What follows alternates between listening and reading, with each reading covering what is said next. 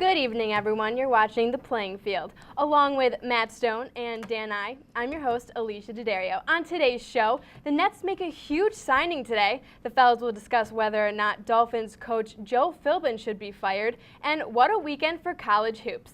But first, Jason Collins. The Brooklyn Nets have officially signed Jason Collins to a 10-day contract, making him the first openly gay athlete in North America's four major sports, professional sports, as he plays against the Los Angeles Lakers at the Staples Center this evening. The Nets moved quickly to make the historic signing of the 35-year-old free agent center to have another big body available against the Lakers since Brook Lopez is done for the season, and they traded Reggie Evans. Collins was introduced as the newest member of the Nets today in Los Angeles. Let's take a listen. Soccer player in the U.S. who is openly gay to play professionally. And I understand there is a good relationship, a close friendship between. I spoke with Robbie earlier today. Do you guys talk, or did he tell you a little bit about how his experience went once he was playing? I speak to Robbie frequently, and again, I spoke with him earlier today, and he was just offering advice, and just like friends do, he has experience with going down this path, so just like any good friend, we talk about how's life. All right, so we just heard from Jason Collins there. Now, my question to you guys is, was this a publicity stunt for the Nets, or do they legitimately need Collins tonight? I mean, obviously with Brook Lopez being done for the season, they do need an extra big man to complement Plumlee. So we'll see if the Nets do need him down the stretch. Listen, in the NBA, there's always a need for a 7-foot guy. They don't grow on trees. These are a rare breed. When you can get a 7-foot guy like Collins who plays good defense, he's a bruiser off the bench, he can produce for a playoff team like Brooklyn will be, and hopefully he can give you quality minutes. Now, obviously, his age is a big factor. And I think the interesting thing that's going to happen is, say Collins plays this 10 days. He gets his run, a couple minutes here and there, comes off the bench. Then what do the Nets do? Because if you cut him, you might face some negative publicity as well. Do you extend him just because you don't want to face that? So we'll find out what happens with Collins. Well, Matt, when you look at in this league at this time, if you can perform, you deserve to be there. And at this point, the Nets really don't have an option. They're hurting for a big man, and if you're a middle of the pack trying to make an impact in the East in this NBA race going down to the wire, I think if he's good and he performs, you keep him. There's no, at this point in the season, this isn't a preseason make your statement. This isn't something like a Tim Tebow issue. This is the Nets need him to help them win basketball games. And at this point, if he can do that, I see no reason why he could not continue to be a Brooklyn Net for a lot of time now. Yeah, and the funny thing to me is that he has been, signed by a Russian owner, and obviously we see what's going on in Russia with the issues against the LGBT community there. So how about that? Mikhail Prokhorov, who has a very good relationship with President Putin over in Russia, he goes ahead and signs Collins, kind of a slap in your face right there. And I think, obviously, this is more of a political, a social issue rather than a basketball issue. The day that this happens, obviously Collins gets signed. Arizona's passing a law that would allow some restaurant owners to say, we don't give the right to serve you. They don't have to serve people who they deem to be LGBT. So all of a sudden, what? The Nets are on the road in Phoenix and Jason Collins can't go to dinner with his teammates? LZ Granderson, columnist from ESPN, wrote this today. So it's a small step. It's a big step. Historic. Obviously, Collins checked in, got a standing ovation from the Laker crowd. But we'll continue to monitor this. And obviously, it was going to be a 10-day contract, but let's not get mistaken. This is a 40-year-old vet. This is a guy who's played in the league for 13 years. It's not Michael Sam, who I know we'll get to, who's a 25, 24-year-old who's come right out of college. This is a guy who's had his experience, has had his time in the league. Right. So my question is, if Collins plays well, and you said it's only a 10-day contract, does he have a future with the Nets, or maybe another team? Does this attract attention to him? I mean, in this league now, you're paid to play, and you play to perform. If he can perform and still be a solid player and still continue to produce the numbers that he has in the past in his career, I don't see any reason why he can't continue to play in the NBA. As long as he continues to produce, I don't have an issue with it. And you know what? He deserves it. A 10-day contract is a statement. It's make your argument. It's make your case to continue to be in this league. And if he can do that, he should be an NBA player. We've seen guys thrive off of it this season with Leandro Barbosa of Phoenix. He got signed to 2 10-day contracts during the year, and all of a sudden Phoenix liked what they saw. He was averaging over 10 points a game, and they gave him a contract throughout the remainder of the season. Collins and the Nets are going to the playoffs. This is a team who has underachieved. They kept Pierce and KG at the deadline. Obviously, you lose Lopez, but this team is going to be a playoff team. And look at the East. Indiana, plenty of size. What's Miami's weakness? Size. And if there's any team that can knock off Miami or Indiana, Brooklyn has the talent, so there's always a need. There's never not a need for a 7-footer. You can find a spot for a guy that can rebound, especially a guy like Collins, who's proven throughout his career. He's already been with the Nets before, a guy who's proven that he can play the position down low. Okay. Now, Michael Sam actually tweeted, he said, "Congratulations to my friend Jason Collins. Excited to see you do work out there." Now, what are your thoughts on their ties and what it means for, him coming out recently? It's huge, and it's a unity between 2 leagues now where this is possibly the least accepted, especially with the NFL, the NBA as well. There's a very low tolerance level, I think, that you see with these 2 leagues as compared to what you might see in hockey or in baseball. And them linking up, it could be the start of a movement. It's a unity, a united front across now 2 of the big 4 sports in this country. It's huge. And them working together, them teaming up and having this common bond is an incredible step forward. And them working together can't do anything but love it. Yeah. All right, well, we'll keep an eye on how Collins plays throughout the week. But in the meantime, let's talk yet again about the Miami Dolphins. Dolphins head coach Joe Philbin was in Indy for the scouting combine and spoke publicly for the first time since the NFL released the Ted Wells report. Philbin said again that he was unaware of the bullying of Martin by offensive linemen Richie Incognito, John Jerry, and Mike Pouncey while it was going on, and was supported in the investigation.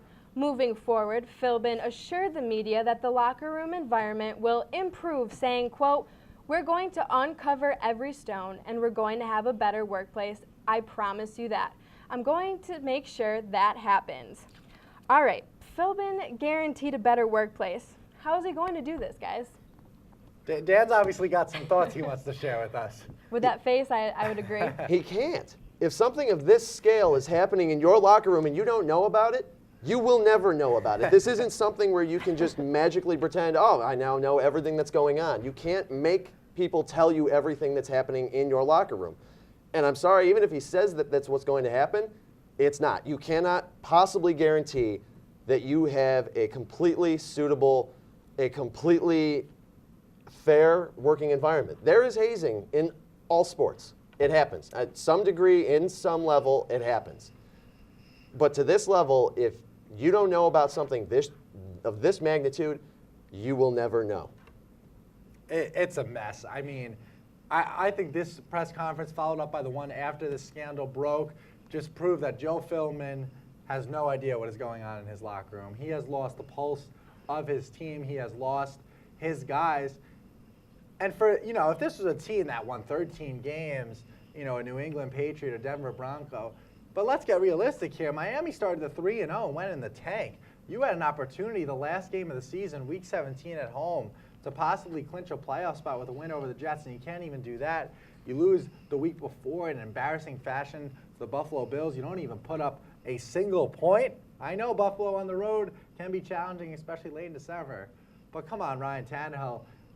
I think Joe Philbin absolutely should have been let go. Let's be honest. I mean, this guy, he blew his opportunity with Miami, and now he's going to have to pay for it. Obviously, we had the assistants letting go, but he needed to be the fall guy. Yeah, he definitely dodged the bullet by not being fired. Now, Dan, Matt just answered the question. Now, do you think Philbin should have been fired? I do. If you're cleaning house on these people, even if he doesn't know what's going on, and even if you can say, well, he didn't know what was happening, that's a failure. And that on the part of the head coach you have to have control of your locker room and you have to have control of your team, and he didn't do that. And at that point, I mean, you can say second chances, you can say you give a guy another shot, but at this level, of this magnitude, I already said it, this is such a huge problem. How does that slide under your radar? You clearly are at a disconnect with your team, and I seriously doubt that he is going to be able to get that back this season. To me, that press conference was the icing on the cake for Joe Philbin and this Miami Dolphins team. The way they started the season, they looked so good, got out to that 3-0 start, and just went in the tank to end the year. And come on, Joe, I mean, this is an NFL locker room, one of the closest knit leagues, one of the closest knit organizations teams are supposed to be. Miami needed to let him go, and now you go into the next season. Obviously, you lost your 2 offensive linemen, Incognito and Martin. You ain't getting them back. They're long gone. You don't know if Ryan Tannehill is your starter for the future. There's a lot of questions in Miami, so I think they should have started fresh, because now it's not only this political issue, this social issue, the locker room culture. Let's get back to football. Let's get down to business. Miami stunk at the end of the season. They were not a good football team in the second half. And who falls for that? Not the players, it's the head coach. So if you guys could give like a quick statement on why he wasn't fired, what could be the top reason, just real quick, like, because to me, you guys are making legitimate points, and to me, it sounds like he should have been fired. So I'm just questioning, what was the motive for Dolphins, not to fire him? If I'm Philbin and I am in the meeting where this obviously had to have been discussed at some point of his job security, my question is, how do you let this happen, and how do you change it? And he must have an answer that I don't, because if I'm a GM or I'm any sort of upper management in the NFL, this guy is clearly not qualified to connect with a 53-man roster. It's ownership. I mean, ownership needs to take responsibility. The Ross family needed to get rid of Philbin. They did it. Now we'll see what happens next season. And to be honest, I don't think it's going to be a productive season 2014 in Miami. Yeah, I agree. I don't see much success. But after the break, we'll get the guys' reaction to the Heat's win over KD and the Thunder. Also, the trade deadline brought one big move by the championship contending team, the Pacers. More on this coming up, but don't touch that remote. You're watching The Playing Field.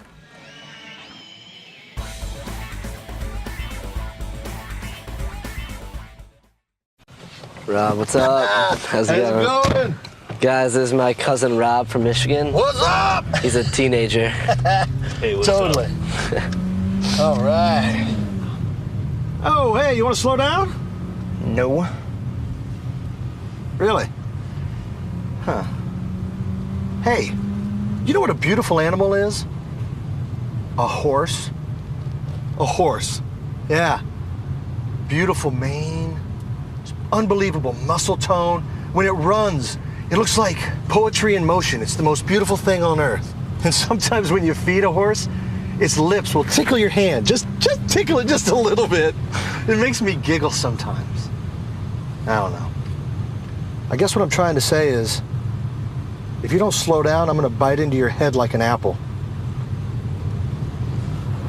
And thanks, guys, for listening to my horse stories. I could talk about ponies all day long.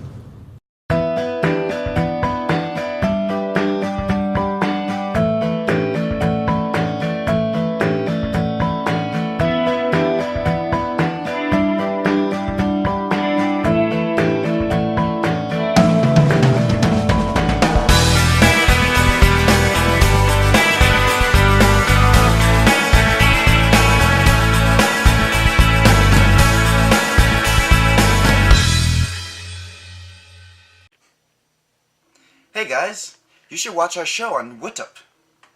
What? You mean WTOP? No, it's WITUP. No, it's W. Have you seen my dog? No, I can't say that I have. Okay, well, if you see him, he responds to the name Dr. Flopsy Tops. Alrighty then. Hey, were you the girl who was doing that speech about all the evil and stuff? Hey, Sarah. Oh my gosh, he's so cute. How do you know Cal? Come on, Donovan, do it like I taught you. Love the new tattoo, Sarah. Let's go! Dude, that's Sarah. The girl in the pink shirt. That's the girl I was telling you about. Oh, that's Sarah? Theater 2 on your left. Hey, Sarah. What color underwear today?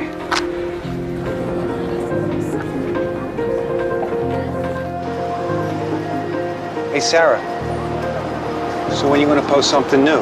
Anything you post online, anyone can see. Family, friends. See you later, Sarah. Even not so friendly people. Think before you post.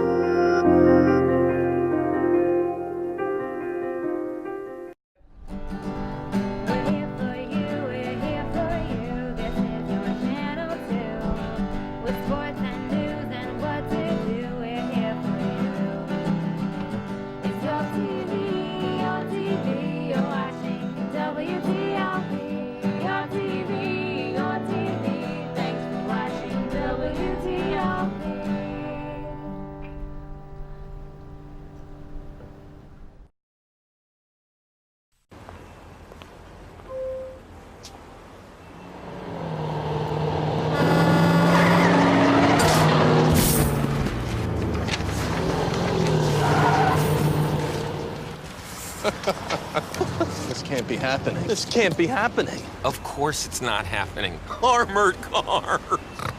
Listen, having money isn't about luck. Make your own coffee, save $1,000 a year. Feed me. Feed the pig. Welcome back to The Playing Field. I'm your host, Alicia D'Addario. We talked last week about the MVP race, how close it was, but maybe Kevin Durant having a little edge over LeBron James. But after the two superstars played each other, maybe the playing field is a little bit more even. Kevin Durant and the Thunder welcomed in the Miami Heat for their first game back from the All-Star break. Headlines for the game: LeBron looking to avenge the Heat's January 29th loss, and Russell Westbrook rejoined the Thunder, who had missed the previous 27 games after having surgery on his right knee.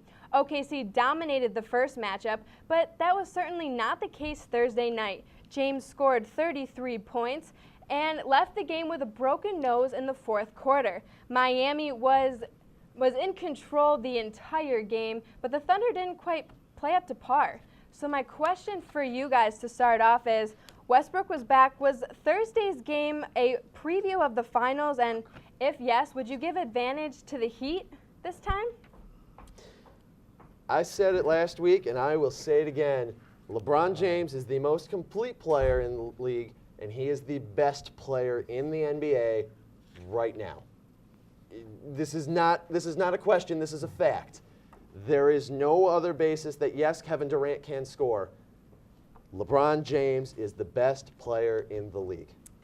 I don't think anyone is going to argue with on that one. However, going into that matchup, the way that Durant was playing was at an apocalyptic level. I can't even get the word out of my mouth. KD was absolutely on a tear, 40-plus in 10 straight games, and Oklahoma City had the best record going into that game. Now, I know LeBron is the best player in the league. No one's doubting that. And honestly, the MVP running is not over. This is a long time left in this playoffs, or left in the regular season. So we shall see what happens with LeBron. What is it? I think we got my goodness. Dan's vote for MVP. Listen, Dan and I guess, are starting the LeBron James MVP bandwagon, and that's fine. Bandwagon? When you perform like LeBron James, there is no bandwagon. There may have been a bandwagon that follows you to Miami. I understand that. He's a stud. He's the best. At that point, you deserve to have a fan base. But can you not acknowledge that going into that game, the way that Durant was playing without Westbrook, to have the best record, 41-12 in the Western Conference? That the Heat just went 5-1 against on their road trip. Fair, but Oklahoma City has been playing this. Besides Indiana, Fair. Who does Miami have to play in the East? Nobody. Well, now they have the Nets. Oh, whoa. Well, I mean, the Nets drop one more spot. You're going to see them in the first round facing off Oklahoma against. City gets Los Angeles. They get Phoenix. They get Portland. They get San Antonio. They get a boatload of Matt, new teams. You're comparing apples to oranges here. If I were to say that I'm the best analyst on this show, which is false, is clearly true. I scoff at you. If the whole crew were to follow and back me up on this, which they would, would you call that a bandwagon? Because it can be backed up. You can back that up. That is fact that LeBron James is the best player in the league, and I don't appreciate you taking away my paper. Stone, oh boy. you Matt make has me his happy. own You his don't own make me happy. I don't Oh, even know. continue. Oh, Continue. jeez. All right. Well, both the Heat and the Thunder are looking busy for down a here. finals matchup. Another team in the mix, the Indiana Pacers, as Matt mentioned, who actually lead the Heat by 2 games in the Eastern Conference, made headlines this week. Sorry, Dan, I know the Pacers are beating Miami. That's fair. Sorry. The NBA trade deadline has come and gone, and not many teams made a big splash. There were a few little trades, but one in particular that Stand the affects paper, a Alicia. championship contending team is the Indiana Pacers forward Danny Granger. He was traded to the Philadelphia 76ers for Evan Turner and Lavoy Allen. Also something to note, Pau Gasol is still a Laker, and the Knicks stayed silent despite rumors of a Collison-Shumpert deal. All right, so my question to you guys is, was Danny Granger's trade the biggest of the deadline so far? Yes, Indiana, what are you doing? Turner equals bad. Evan Turner is an 18-point scorer on the Philadelphia 76ers, a team that stinks. You're going to have to score 80, 90 points on a given night anyway. Somebody has to do it. Danny Granger used to be an all-star, and he was coming off your bench. They were finally starting to mold. Now, all of a sudden, with Evan Turner, Turner equals bad. You know what? Now all of a sudden, Turner and Bynum need to mesh, and if Indiana does not get the 1 seed, they have no chance against the Miami Heat in the playoffs. Miami will torch them. Turner equals bad. Bad move, Indiana. Taking my paper back. Thank you for We got stealing some that. No visuals problem. for everyone Awful out there. move. Awful move. Why? As elementary as your tactics are, Matthew. If it ain't broke, don't fix it. You made my point. I can't help but agree with you at that point because it was working. Indiana's the #1 seed in the East for a reason. You can't pass that up. You have to understand that if you have a system that works, roll with it. I don't know why you make that move. It doesn't make sense in my mind because if you are the one, why are you possibly hurting the chemistry that your team has? You only have 12 guys on a roster. They've got to mesh. And even more important, I think Indiana, all they have been doing is talking about, we want the 1 seed, we want the 1 seed. And now, right when it's within their grasp, 4-game lead, they start to slip around the All-Star break. Now it goes to 2, and there's a storm coming, and it's the Miami Heat who are getting primed and ready to go to their 4th straight NBA Finals. This move is going to take some time, and I don't think it's going to work out for Indiana and Larry Bird. Love Bird as a GM, but not his brightest move. Liked him more as a player. All right, well, that's a wrap for the first half of our show. It is time for the 2-minute drill. All right, you guys ready? Let's do it. All right. With concerns about his size, maturity, and leadership, again, Johnny Manziel is facing pressure like never before. And I feel like Matt has his paper ready to go. So how is he handling the critics? Matt forgot how to spell here, so I'll start. Back it up on the field. I think you see Manziel with his fast 40 time. It's good. You know what? He's the #1 pick. He's the guy you take. If he can perform, Let he's the your paper #1. do the talking. Manziel equals #1. You had Manziel equals L. Does that mean Houston, you if you are lose? smart, you have the next Fran Tarkington waiting in your wings. How great would it be if you went to Minnesota and they got to experience it all over again? Fran But Johnny Tarkington, good Manziel reference, good should be the #1 pick in the NFL draft. Don't give me Blake Bortles. That sounds like a kind of drink I can get at my local diner. Come on, Blake Bortles. I'll take a shot of Bortles. You know what? Give me 3 shots of Manziel because this guy is a fireball, not an alcohol reference. This guy is a guy who can dominate on the field. This guy is a guy who will bring a great fan base to Houston. It will invigorate. How cool would it be to have Johnny's football handing off to Arian Foster? All right, well, obviously you can see what we do here on the playing field. Mariners manager Lloyd McClelland says that Kevin Long overstepped his bounds with a critic of Cano's effort in New York. Agree or disagree with Kevin Long? Listen, to me, with Kevin Long, you know, this is a guy who, with Yankee hitting coach, kind of overstepping boundaries because although Cano sometimes lack a hustle, this is the best second baseman in MLB. That's true. He is the best second baseman there is, but there's an issue with baseball, and it drives me nuts when you see a guy not hustle down the line. And I feel like that's something you see with them. All right, Giants coming off a horrific year. Tom Coughlin, one-year deal. Is there time for a change in New York? Now or never. Giants got to make the playoffs or he's out. I mean, if there was a time for something new in New York, it'd be Rex Ryan gone a couple seasons ago after those AFC championships. So at this point, they've got rings with Coughlin. You play with it. All right. Well, coming up after the break, the #1 team in the land goes down once against their newest rival. And should there be a criteria or certain situation where court storming is acceptable? The guys will debate after the break. Stay tuned. You're watching The Playing Field.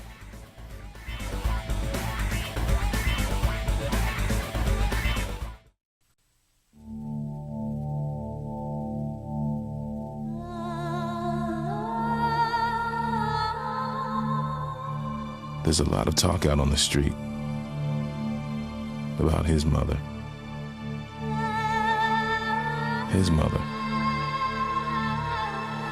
your mother, their mother.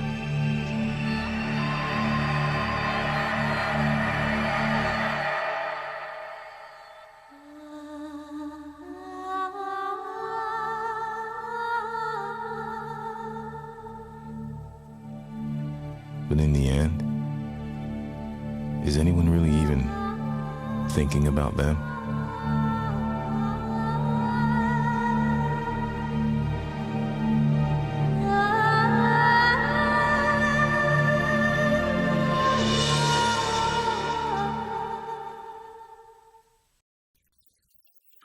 I'm Woodsy Owl, and I'm here to tell you about a dirty hole in water pollution. Kids, it's up to us to keep our lakes and streams clean and beautiful. We've been polluting the water with all kinds of junk like paper, cans, and gooey gunk. It's ugly and it's killing our fish and duck. Please don't throw junk in the water. Get on. Don't pollute.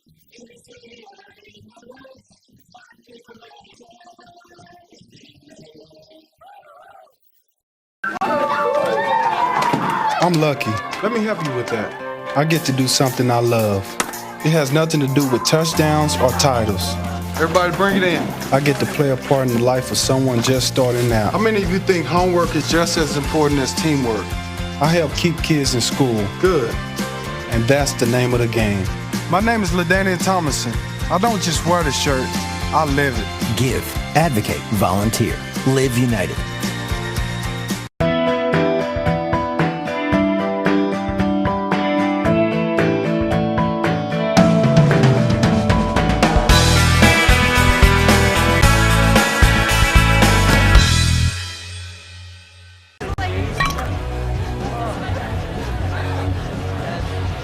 It's easy to tell if you've had way too many. But what if you've had just one too many? Buzz driving is drunk driving.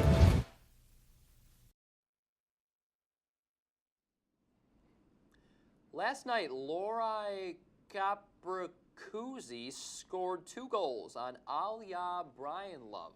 And Joe, get out. Adam, you're in. Lori Korpakovsky scored 2 goals on Ilya Brizgalov. Got it!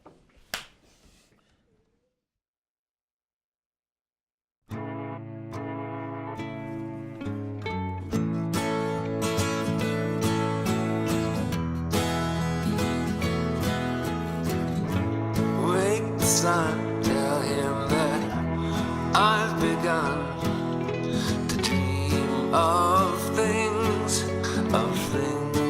to come, and tell the trees not to look for me. I'm going to find some peace of mind. Wake the sun, wake the sun, wake the sun, wake the sun.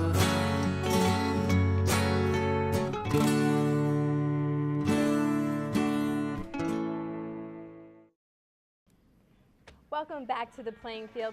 The rematch of one of the college basketball's best games of the season ended with Hall of Fame coach Jim Boeheim ejected after he charged onto the court to argue a block charge call. Syracuse had the ball down 60-58 when Fair drove for an apparent tying layup, but official Tony Green whistled Fair for charging, and Boeheim shot onto the court to argue. CJ Fair comments on the play saying, quote, "I thought it was a block or a no call. I don't think there was that much contact either." Boeheim said this after the game, "I just thought that was the worst call of the year. That's all," Boeheim said. "I hated to see the game decided on that call." Now, growing up in Syracuse, this is the first time Jim Boeheim in a regular season game has been ejected. So was Boeheim in the right, and what do you think the call was? Well, first of all, I'm going to call a timeout here. Jim Boeheim, you cost your team this game. With 10 seconds left, you get yourself teed up. You can't do that. You can't do that. You have to give your team, you know what? Bad call, not bad call. Your job is to coach and not to freak out on officials. And you know what? Maybe they go down, if they were in just the bonus, no double bonus, so it was a 1-and-1 situation. They missed that one, it's still a 2-point game. You got 10 seconds to come back and win that game. Shame on you, Jim Boeheim. Jimmy B, the game wasn't over. All of a sudden, people are saying, oh, they get the free throws. Duke still has to inbound the ball. You still put the pressure on. But however, let's talk about the real issue. That was a no call. Not a charge, not a block. This is a close game between two top 5 teams. You see it right here. Let the game go on. That was minimal contact. Get fierce, Jimmy B. I love it. No but you call. just said he cost them the game. He How did. do you love it? No. I love the fire. You know what? For this guy who's been to Final Fours, 30-win years, it seems like every season, to have this much fire in a regular season game, it shows that he still cares. And Mike Krzyzewski echoed that sentiment as well.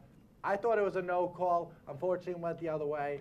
But as we were saying in the office before the show, come March, this means nothing. Both these teams could make a run deep into March, and they can get upset in the first or second round. So, I watched this replay half a dozen times to watch that call, and I still have no idea because so it's a no call. Exactly. I got to agree with you that if anything, it still is a charge, and I think it's the right call because with the new rules, you have to be placed when the shooter begins his upward motion.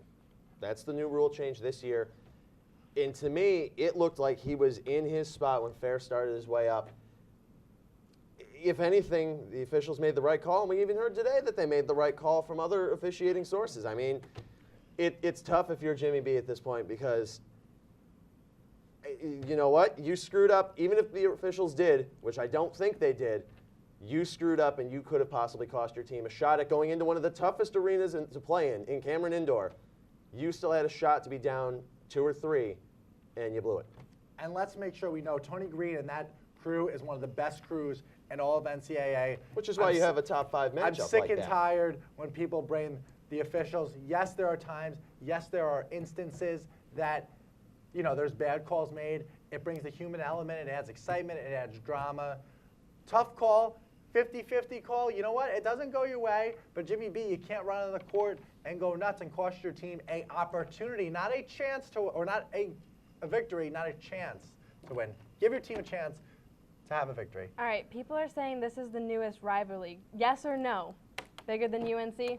No. Or are people just making it that big? They're both really good teams this year. Duke, UNC. UNC isn't ranked, and that was potentially the game of the week. Give it time, but it has the potential to become that eventually. Dan and I, both North Carolina supporters, but let's clear something up, and it has been well documented throughout social media. Anish Shroff, who has Skyped with a couple of us in our classes at SUNY Oswego, it is a much bigger rivalry here in the Northeast than it is down in Charlotte. The buzz going into that first game in Syracuse and in Charlotte, and this is a guy who works in that market, he said it was a 2 to a 10, as in 10 here in Syracuse and a 2 down in North Carolina. So that's all you need to know. Listen, it's going to be a great rivalry for years to come. Let's let these teams have multiple matchups. Let's let them meet in the ACC tournament. Let's let them continue to grow. Let's let them have players who become Wooden Award winners. If you ask anybody on the campus of Duke, who they hate more. Oh, do you hate UNC? UNC or do you hate Syracuse? They'll be like, Syracuse, the team from up north? And Yeah, Cuse they're is okay. looking for what they're going to have next, and because they lost Georgetown. So now we'll see what it is. All right, so for now, Duke and North Carolina are still the biggest rivalry, and they played Thursday.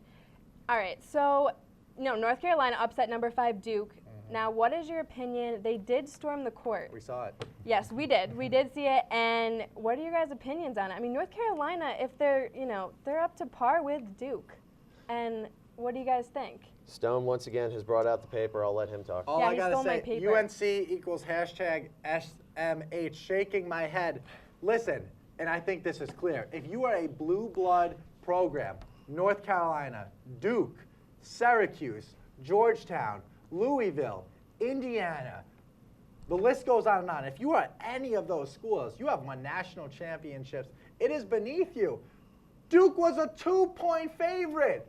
2 points was the spread going into the game. Duke wasn't a 14.5-point favorite against North Carolina. 2-point favorite. This is a rivalry that anyone can win any given game. These teams know each other well. UNC has a boatload of guys who have talent, who have chances to make the NBA. So not a fan of the Tar Heels storming the court. You good? No, sorry, I was That was a nodding off yawn. there. Yeah. That was a yawn. I agree with you to an extent. There's history in these programs that you have to respect that if you're good, you stay good. For this game, though, there's rivalry. There's meaning here. And this is an unranked North Carolina team coming in against a top 5 team in Duke. And you know what? There's instances, and we just talked about Syracuse. If last year in the Big East, if Georgetown had been unranked and knocked off a top 5 Syracuse team, I would expect them to storm the court. And Georgetown is, again, a program that you could argue they have that legacy as well. Georgetown is not Indiana, Duke, North Carolina. It's to that point, though. It's in that top program. Kansas is another one you could throw in there. I am perfectly okay with this simply because of the rivalry. No, if anything, you respect the rivalry and you don't infiltrate each other's courts. Duke would not have stormed the court against Syracuse last night if Duke was number 15 and Syracuse was number 1. I'm not saying 15 versus number 1. I'm saying unranked against your UNC biggest is rival. Be ranked when the rankings come out tomorrow. If UNC was number 3 or number 4 going into Cameron what at if the they last were game of number the 22, season, which they will be this week, then there's not much difference. North Carolina, not in the 25 against a top 5 team. Situationally, I can count to 4. You can I question that sometimes, but that's besides the point. There are times where it's allowed, and you know what? This was a good one of those times. All right, well, we have more college basketball coming after the break, talking with our special guest, Sebastian Edmond, about how things are looking as March Madness is right around the corner. All right, stay tuned. You're watching The Playing Field. You're welcome.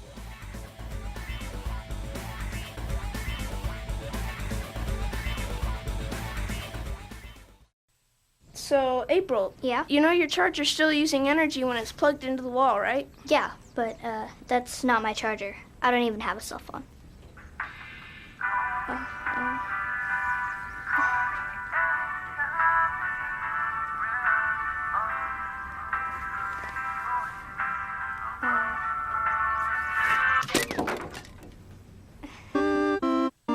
Millions of kids are using their energy wisely.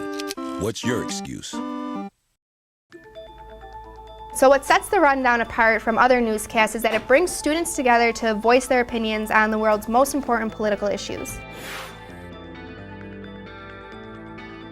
There seems to be just more events going on in 2012 than there were in previous years combined. This nation is based on the foundation that we choose the government.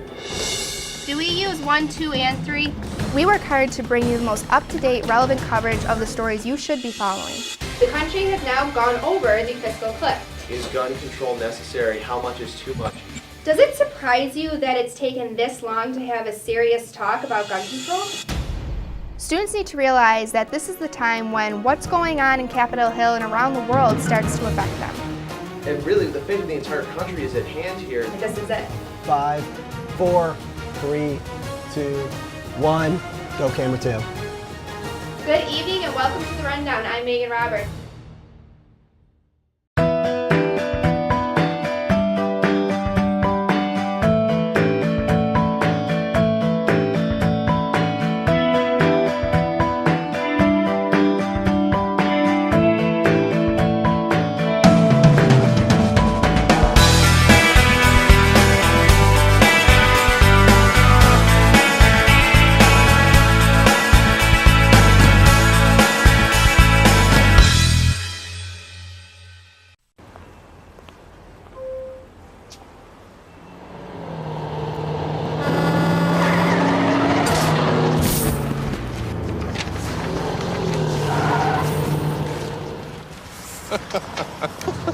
can't be happening. This can't be happening. Of course it's not happening. Armored car.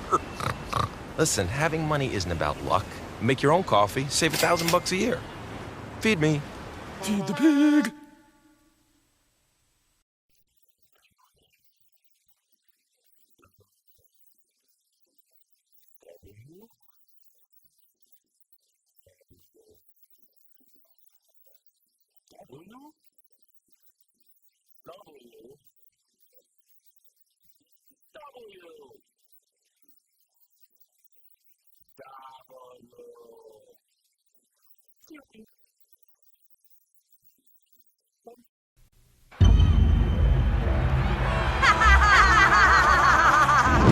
I present to you Algebra 2.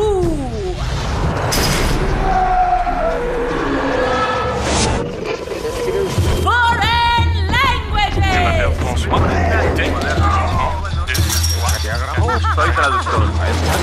And finally, biology.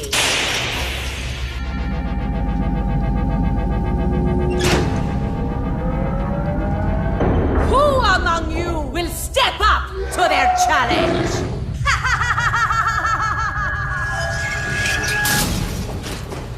Me.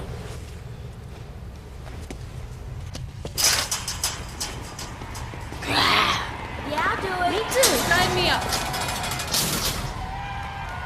Take on the tough classes now. You need them to prepare for college. Welcome back. We are 3 weeks away from Selection Sunday, and it was a big week for college basketball. The #1 team lost twice. Florida playing for that #1 spot, and Wichita State remains undefeated with a win over Drake on Saturday. I'm here with Sebastian Edmond. Thank you for joining us. Thanks. And Glad we're gonna to be here. Good. All right, we're gonna start off with Syracuse. What do these 2 losses mean for them, and how are they gonna bounce back? I think these 2 losses are just a matter of circumstance. They've been playing with fire, considering that they had so many near wins and losses throughout the entirety of their schedule until they were able to hit that Duke game. They got gypped, or the benefit, or whatever you want to call it, with that referee calling yes. the non-charge. And it's just a matter of them keeping true and playing their own game. They know what they're capable of. They've shown that throughout the entirety of the season. They went 25-0. Right. Best start in school history, longest stretch of wins in school history. They just have to stay true to who they are and play their style of game, because they know how they can dominate opponents by forcing them to work in the zone, by being a team that can produce very well offensively when it wants to be. Syracuse will be fine in the long run. Okay. Now, their short-term kinks have been Rakeem Christmas and Bai Musa-Kita getting in foul trouble, and Grant has to slide in that 5th spot playing small. And then Tyler Ennis, while he has been a phenomenal freshman, has, shown, that he is young and that he has, he's going to make mistakes. So what is Coach Jim Boeheim telling to these guys right now to fix in the short term? Because you said long term they're good, but short term wise, what's his advice? If I were Jim Boeheim, I would want to try to find a way to express that same passion that he has, as you saw in that call that didn't go in his favor, but do it in such a way where he can reach all of his players. He knows he has a leader in C.J. Fair, the senior. He knows that he'll be able to pull everyone together and have them play the way that they were doing for most of their 25 wins, because they weren't even close contests with the exception of those 1 and 2 games before the Duke game. Okay. I feel that he needs to just trust in his team. It's not an extreme case. They're still one of the best teams in the country. I still think they're going to come away with a 1 seed. I think they're okay. As of right now, you just got to play. You got to play one game at a time. Okay, so let's move on to Florida. They're an impressive 25-2. They haven't had much, press until recently. They're led by seniors Scotty Wilbekin and Casey Prather. What's their case for being the #1 team in the country? I think they just might secretly be the real deal. Like you said, they haven't been getting a lot of notoriety because they don't necessarily have a star anywhere on their roster. But you take a look at the only 2 losses that they have in the year.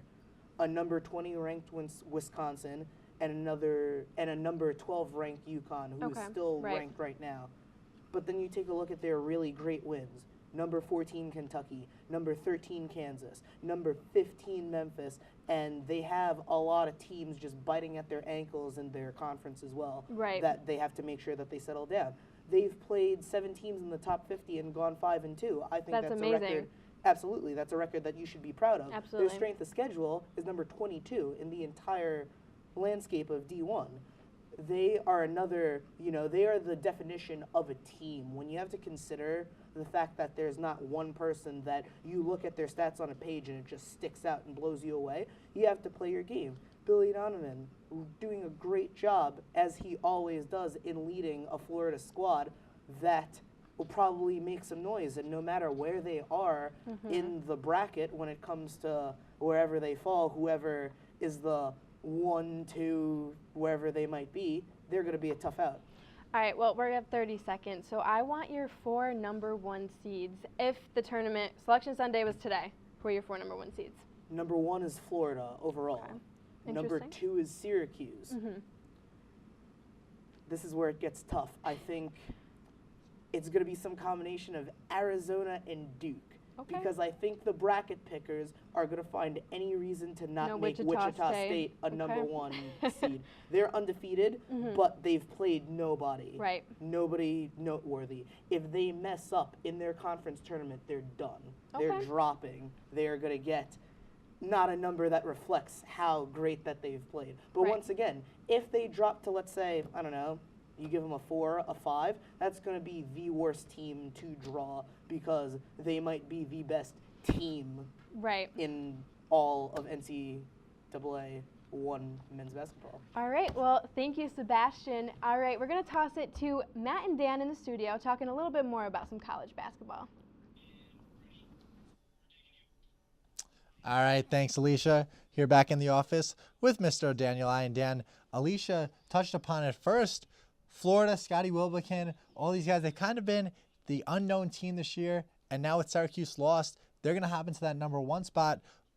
What impresses you about Florida? Obviously, they great guard play, but the thing is they don't shoot the 3 ball. Michael Frazier's really their only 3-point shooter. Can they thrive in the tournament without the 3 ball? I think that they're a very complete team, and if you can really succeed in the paint and you have the size, that does pay dividends, and if you have to, you can open up the 3 ball, but it's gonna hurt them come Sweet 16 or Elite 8, because if you get matched up against a team like Syracuse, where you're playing against that 2-3 zone, all it does is encourage 3-point shooting, and at that point, you're in a lot of trouble, and that's going to end up hurting you. And I think Florida, while they are very good, it's going to be a struggle. So another borderline top 5 team is the Arizona Wildcats. And Arizona lost Brandon Ashley a couple weeks ago, one of their better scorers. Can they thrive in the tournament? Lost 2 straight when he got hurt. Now they've kind of righted the ship. They're kind of one of those borderline teams who you could see getting bounced by 8 or 9 in the second round or making a run to San Antonio in the Final Four. What's your expectations for Arizona? Anytime you lose a power player like that on your team, it's going to affect you. And especially come tournament time, if you are not completely healthy, you are not a championship caliber team. I think that at best they're a team that goes in 32 or 16. So now, I know this guy wants to talk about it. Wichita don't you State. dare. They're undefeated. People are saying they should be 10th, 15th in the country. Some people are arguing they automatically should be number 1. You see them here. They routed Drake in their last game. This wasn't even a contest. The Shockers were out to play. Now listen, they haven't played anyone all year. Let's get that right out of the way. Wichita State has not played anyone. However, you cannot discount that this team reached the Final Four a season ago. Cleanthony Early has turned into a stud. They bring back 4 guys from their starting 5. What are the Shockers going to do? The Shockers are shocking no one. They're a very good team playing in a very bad conference. And you know what? If your toughest opponent, for those familiar with the Syracuse area in central New York, their toughest opponent would be Liverpool High School if they played them. And I know our sports director, Blaze Hill, here at WTOP, he's got to be happy that his Liverpool High School would beat Wichita State, because I'm sorry, play a team that's going to prove me wrong here. They haven't played anybody to make me think, well, hey, this is a team that can compete with the big boys of the ACC. Proponents of your statement will say, hey, this is a team who proved it last year by making the Final Four. Sure they did. Different team, different scenario. And you know what? Sure, you go on that run, but come tournament time, anything can happen. And if you don't have the resume to back it up, I don't know. UNC, we talked about them earlier, bad losses against UAB and Belmont. They've beaten Michigan State, Kentucky, Louisville, and Duke this year. That's a team that has 7 losses on the year, and I consider them to be just as scary as Wichita State, having no big resume builders. Last question before we toss it to the break. Let's stay local. Syracuse, obviously 2 losses in a row. What is the biggest thing they need to improve on heading into the ACC tournament? Well, I think you just got to be ready for it, because at this point you're getting into the tough long haul. It's a long season, and you know what? Syracuse had a couple of games where they escaped. And the 2 losses in a row, it could have been 4 losses in a row. We've seen them pull off a couple of 1-point, 2-point, barely squeaking by wins. They just got to be ready to go, and they got to stay healthy. Selection Sunday, 3 weeks from today. When we come back on the other side of the break, we're talking Olympic hockey medals with Alicia. Me and Dan will hustle back over to the studio. Stay with us. You're watching The Playing Field live on WTOP 10.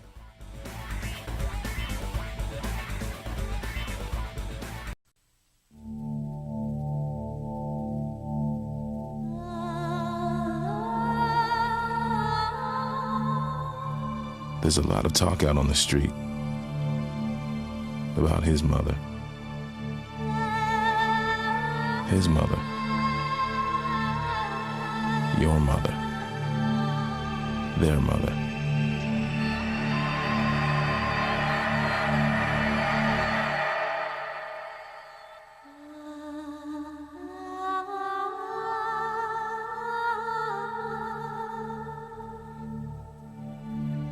But in the end, is anyone really even thinking about them?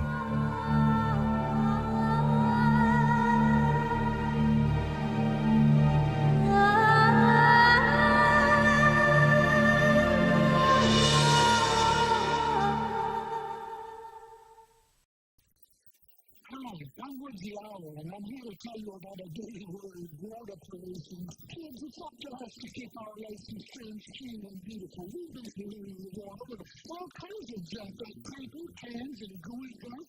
We can judge it, and it's killing our fish and duck. Please don't throw junk in the water. Get a hose. Don't pollute.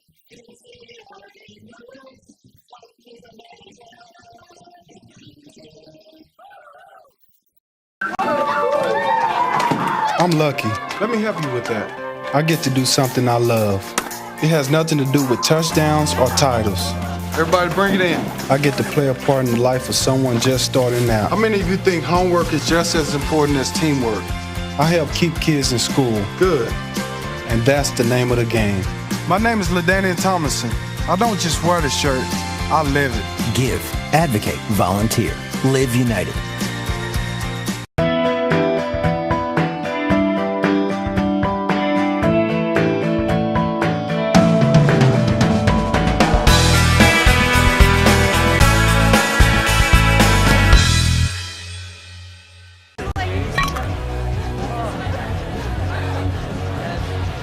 It's easy to tell if you've had way too many. But what if you've had just one too many? Buzz driving is drunk driving.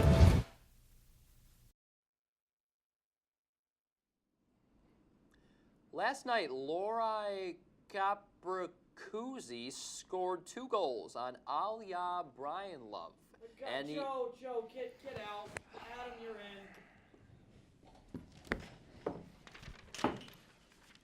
Lori Korpakovsky scored 2 goals on Ilya Brizgalov. Got it!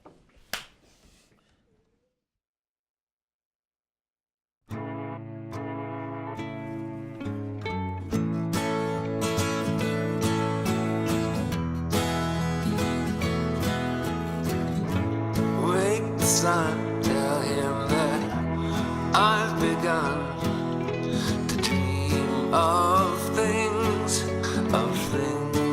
to come, and tell the trees not to look for me. I'm going to find some peace of mind. Wake the sun, the sun, wake the sun, wake the sun.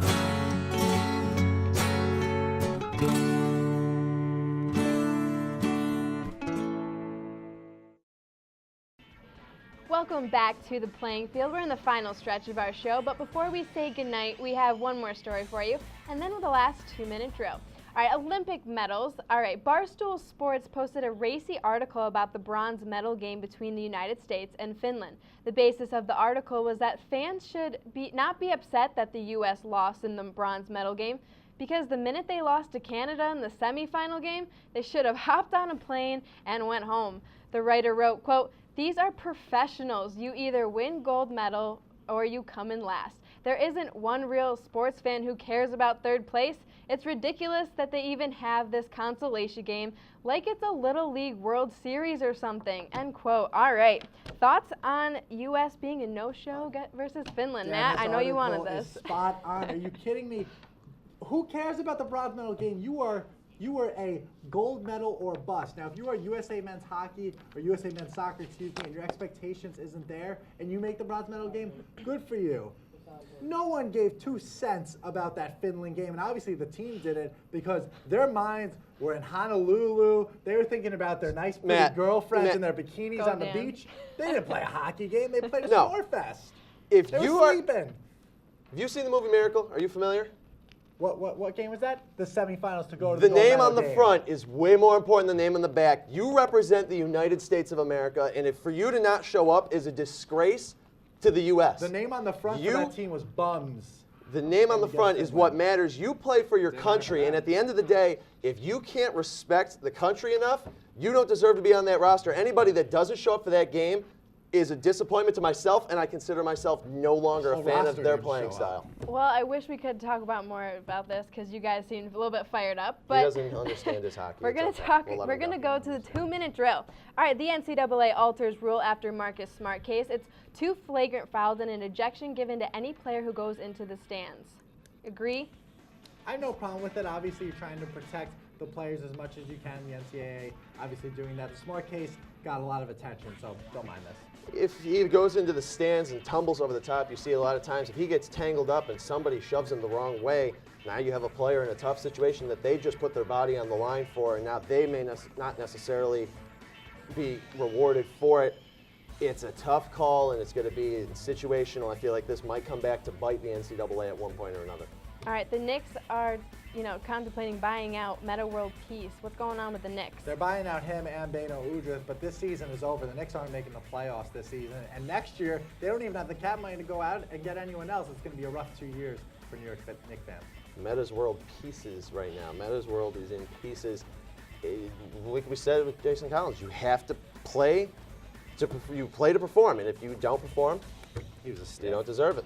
All right, Daytona 500, we got word that Dale Earnhardt Jr. won, and it was delayed 6 hours. Give me your thoughts on Rather would have seen it go to Sunday because now all of a sudden you have 2 days, and not really a fan of how this all ended.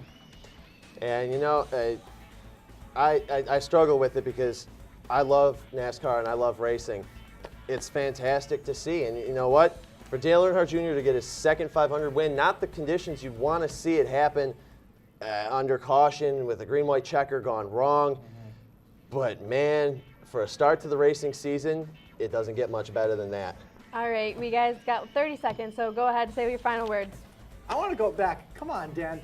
When teams don't show up, they didn't care. They didn't care 2 cents. You know who showed up? The Oswego men's hockey team going up to Plattsburgh and